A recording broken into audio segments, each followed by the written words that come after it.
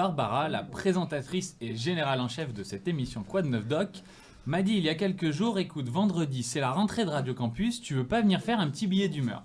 Alors à ce moment-là, je vous dis la vérité, j'étais noyé entre les suites adjacentes et la conjugaison complexe afin de préparer un cocktail explosif à donner en devoir surveillé à mes élèves à la rentrée.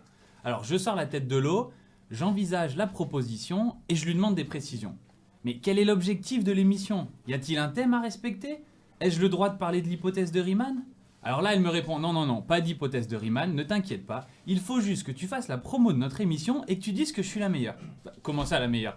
Bah oui, écoute Arthur, j'ai des ambitions moi. Dans 6 mois, j'interviewe les politiques, dans 2 ans, je suis ministre, dans 4 ans, présidente de la BCE, dans 8, secrétaire général de l'ONU, et dans 10, Inch'Allah, je soutiens ma thèse. Ah oui, effectivement, ça rigole pas. Bon, vous voyez, j'avais pas trop le choix, alors j'ai gentiment accepté de faire un petit billet pour quelques billets. Il me reste donc quelques minutes pour vous convaincre d'écouter l'émission Quoi de neuf doc. Mais d'abord, c'est quoi ce doc? Parfois, c'est un doctorant qui n'en peut plus qu'on prenne de ses nouvelles, ou plutôt qui en a marre qu'on lui demande alors, cette thèse, ça avance? C'est devenu sa hantise. Mais pour lui, la vie, pas d'imposition. Ne lui parlez pas de rémunération, son métier, c'est sa passion. Je parle de sa vie sociale. Celle-ci débute le jour, ou plutôt la nuit, où il termine d'écrire son manuscrit de thèse, son Graal sacré. Bon, mais ce doc, parfois, c'est aussi un docteur. Quoi de neuf docteur? Mais il n'est pas question de lapin. Et ce docteur ne lui parlait surtout pas de ses patients. Bah oui, il n'en a pas, il est docteur, pas médecin. Mais alors vous allez me dire, on fait quoi dans cette émission si on ne prend pas de nouvelles de tous ces docs? Eh bien, on parle de sciences. Certains diront de sciences dures et de sciences molles, mais je préfère parler de sciences tout court. On parle d'économie, de littérature, de maths, d'histoire, d'astronomie, de chimie et même de droit. Oui, surtout de droit. Je vous rappelle ou vous apprends que Barbara est juriste, sans commentaire. Les chroniqueurs sont donc très variés, ils se relaieront pour vous parler de ces sujets qui les passionnent, qui animent leurs réflexions, parfois leurs nuits, en espérant animer un peu les vôtres, vos réflexions, pas vos nuits.